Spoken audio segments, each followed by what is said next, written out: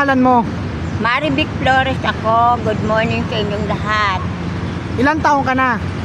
Ako sa ngayon, mas tina ako. 60 ka na. Oo. Okay, so saan ka dati nag-start maging dancer sa Ermita? Dati kasi ako naging dancer ng Blue Hawaii. Kaya lang, nung mga kapanahonan na yon, wala na akong maaalala. So saan naalala mo, sino ang manager mo that time? Ang pagkakaalam ko, ang nakausap ko dyan, yung may-ari si Ted.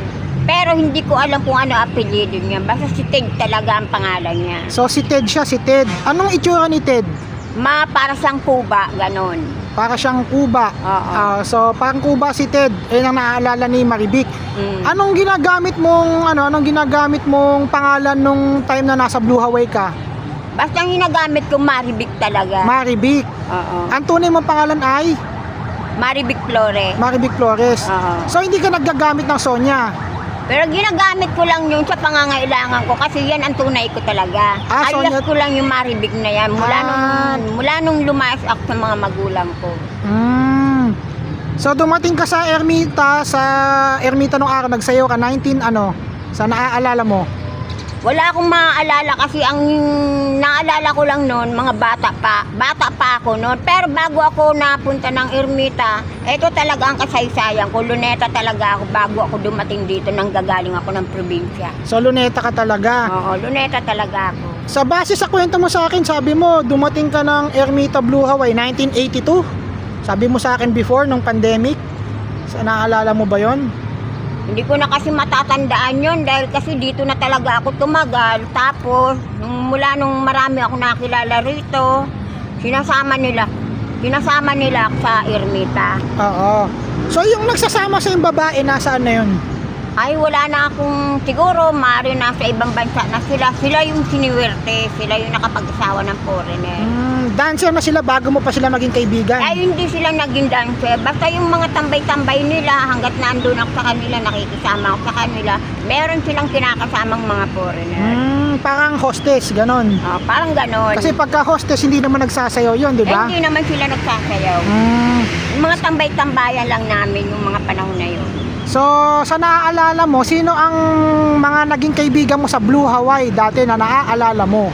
Ang naaalala ko lang sa mga pangalan nila, sila Merly, si Linda, marami pang iba, pero wala na akong natatanda sa mga pangalan nila. Kasi itong edad ko na to, parang wala na akong ano sa sarili ko, na parang nakakalimot na ako sa mga pangalan nila. So, yung pakiramdam mo nung araw sa Blue Hawaii, anong pakiramdam mo nung sumasayaw ka nung mga panahon na? Okay lang, masaya ako. So, namimiss mo ba yung panahon na yun? Namimiss ko talaga dahil yung Ermita na yan, dyan talaga ako nagkaroon ng saya sa sarili ko. Naging masaya ako dyan sa Ermita na yan. Saan ka pa nag-i-standby ng mga bar dyan? Bawa, nagdi-disco ka? Saan ka nagdi-disco nung araw dyan? Nagdi-disco ako pero hindi ko lang natatandaan ko kasi sa ngayon bakanting lote na. Pero hindi ko lang maano kung anong diskuhan yun. Kasi doon talaga kami madalas magtambay. Okay. Ano pa yung mga napunta mo pang disco na alala mo, ng pangalan? Marami, pero yun lang talaga, isa lang ang ano ko dyan, mismo dyan sa may bakanting lote na ngayon. Yung Espanyola? Yung diskuhan na yan, hindi. Ay, dalawa yung pinupuntahan ko, isang Espanyola, at saka yung bakanting ngayon. Yung Raymonds? Raymond ba? Siguro nga, mga Raymond nga. Yung katabi nung yung dating barangay, wala na kasi. Barangay nga yan, barangay. Yung may plaza. Raymonds nga, Raymonds. So, nung panahon na yon, marami kang pera ba noon, ng mga panahon na yun? Ayun naman, madali talaga kitain ng pera noon. Mapera pa nung mga panahon na ngayon. Mapera pa nung mga panahon na yon, pero sa ngayon, parang wala na. Parang padubog na ang Pilipinas. Totoo yun.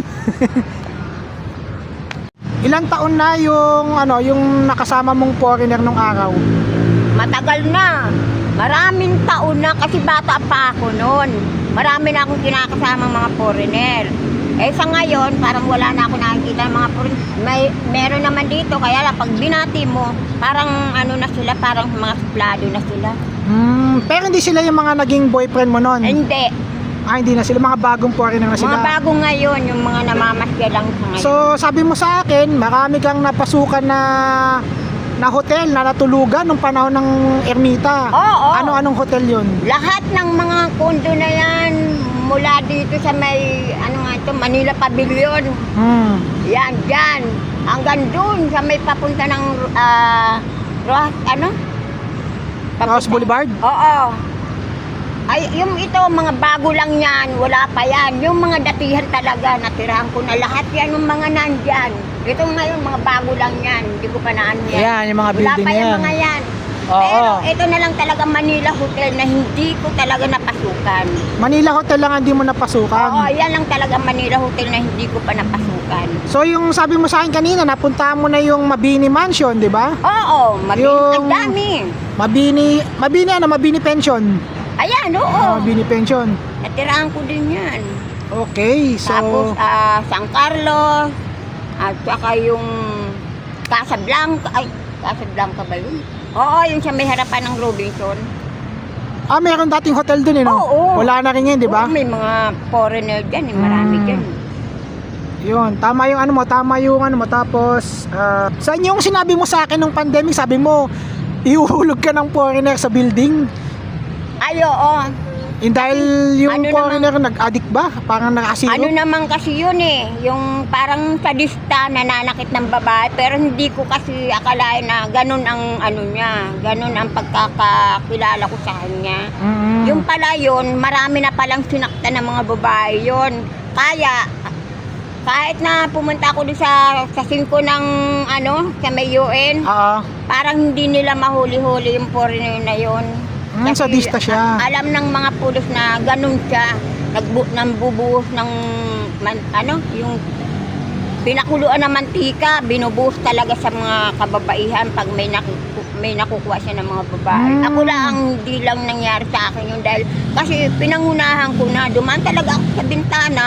Parang gusto ko na yatang tumalong kasi ang taas naman. Anong hotel yun sa naalala mo? Dito lang sa may bago dumating ng Royal Hotel. Wala na rin ngayon. Wala na ba? Kasi parang iniba na ngayon. Giniba na rin. Oo, puro salamin na ang niya pinto niya Tapos, tawag dito, pag-usapan natin yung mga pang-raid ni Alfredo Lim. Nire-raid ni Alfredo Lim yung yung Ermita mga nung nangyayari sa akin. Oo. Nasaan ka nung pag sinusugod nila Alfredo Lim yung mga mga club nun? Paano ka tumataka sa kanya pag dumadating ng mga pulis sa Blue Oo, Hawaii? tama yun, totoo yun. Pero, nakatingin-tingin lang ako sa kanila. Pero, inaalam ko kung bakit, ano ba talaga ang nangyari. Kasi bigla na lang pinasara yung Ermite. Yun na lang yun. Tapos, nung nakita ko na parang parating sila Mayor Lim, marami po sila. Pero nung mga panahon na yon, hindi na po ako tumagal nun. Kasi, inisip ko, hindi naman po ako magkakapera. Paano kung nagkagulo-gulo sila doon? Di kawawa naman po ako. Kaya ang ginawa ko, umalis na lang ako ng mga araw na yon.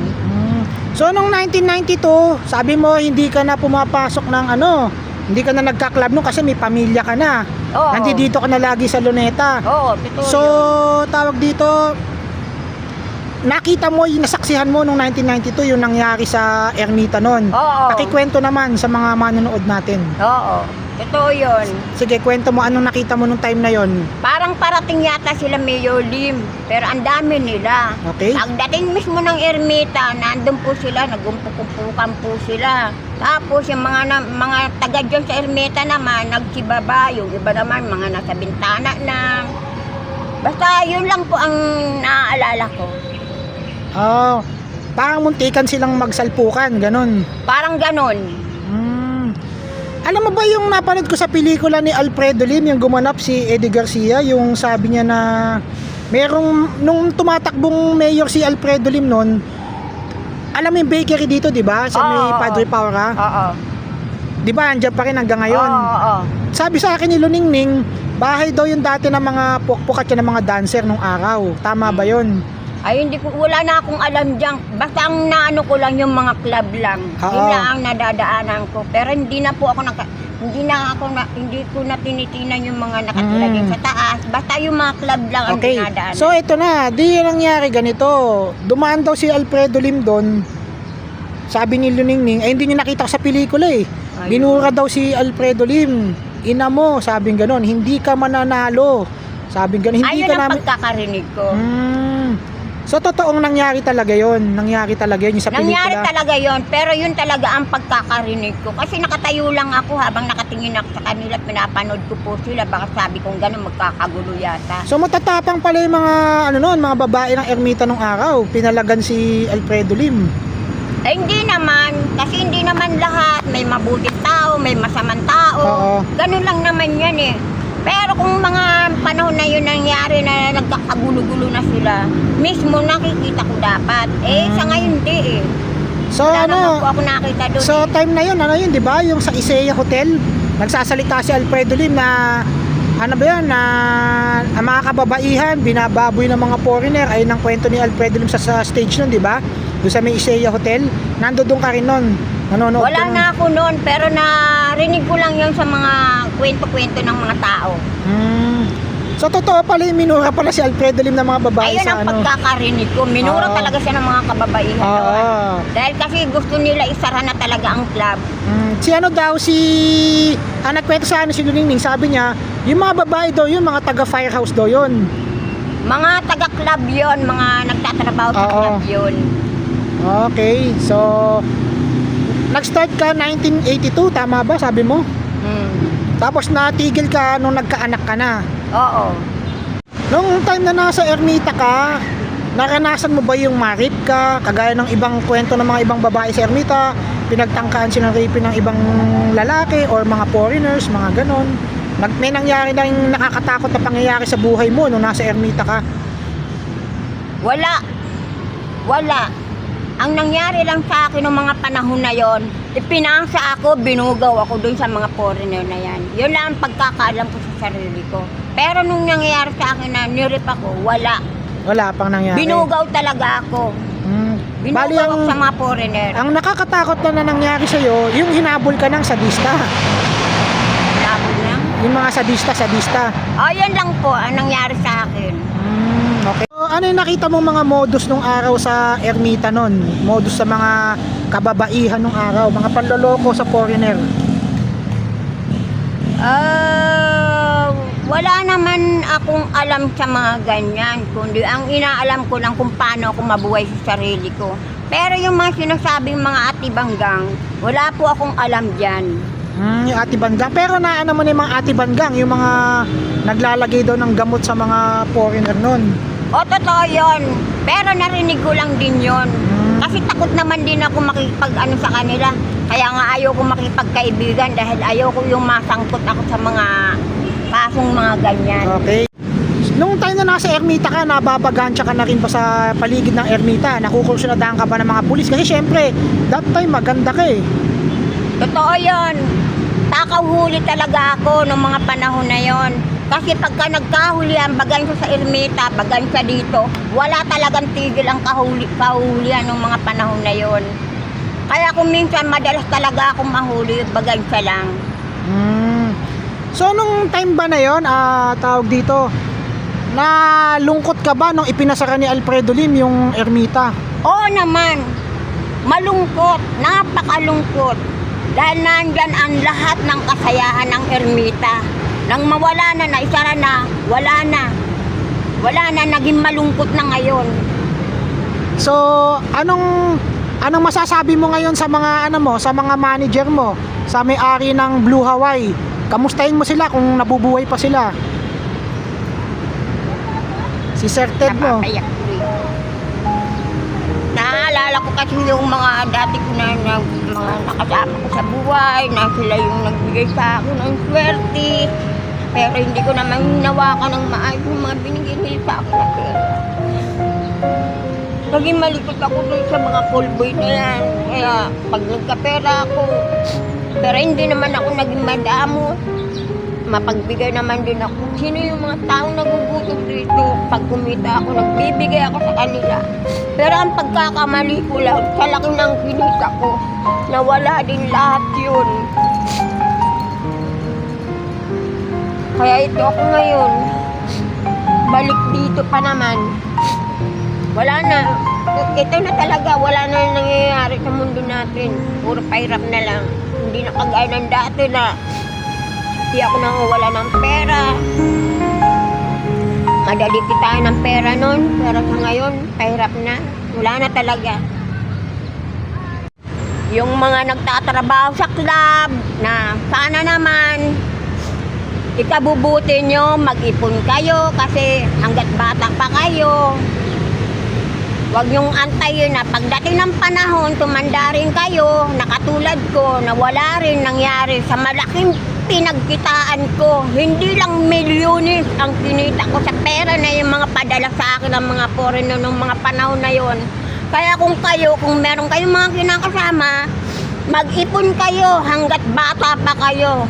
Huwag kayong magsisi balang araw pagdating ng panahon. Kayo rin. Nasa inyo yan. Naalala mo, anong pangalan ng foreigner na ng foreigner na nakasama mo na gusto mong makita ulit? Sana naman, Nick. May intindihan kaya. Sana naman, Nick, kung nasaan ka man, sa loob ng ilang taon din ako hanggang ngayon, naghihintay pa rin ako sa Mabini Mansion, hanggat sarado ngayon ang Mabini Mansion. Nagbabaka sakali ako, baka makita pa kita, o kaya kung buhay ka pa, kung nasaan ka na, andito pa rin ako. Nandito ako ngayon sa Luneta. Nick De Loca.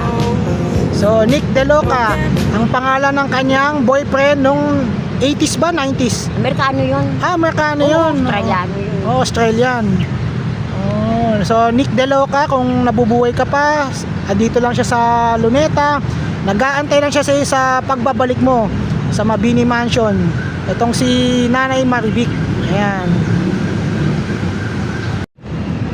So, ayan mga ka-vlogspot, nakausap natin si Nanay Marivic ng Blue Hawaii. So, sa mga nakakaalala sa kanya na foreigner, andito lang siya minsan sa Luneta, minsan pasyalan nyo kung nabubuhay pa kayo. So, hindi pa rin tapos ang laban sa Ermita. Hanggang ngayon, nasa Ermita pa rin sila. Nangangarap pa rin silang bumalik yung dati, kaso ganun talaga. Wala na rin yung mga sinauna. So, ano pa hinihintay natin mga ka-vlogspot? Mag-subscribe, follow, like, and share na para sa ating Tito J Vlogs, Manila Vlogspot. Yun lang.